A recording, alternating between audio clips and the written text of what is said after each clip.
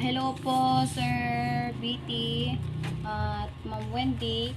Ito na po yung binigay nyo, ay pinadala nyo po kagabi na 2K po.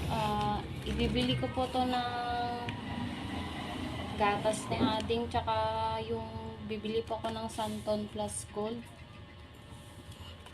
Tapos yung natira po kuwan na lang po, bahala na po siya pang merienda niya po. Pang merienda niya po sa hapon, ganun po. Tapos pambili po ng ulam, ganun po.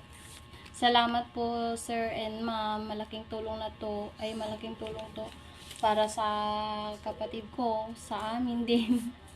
Salamat po. Sana po marami pa kayong matulungan kagaya ni ating ko o sa mga nangangailangan pa. Merry Christmas po and God bless you all po. Bye-bye.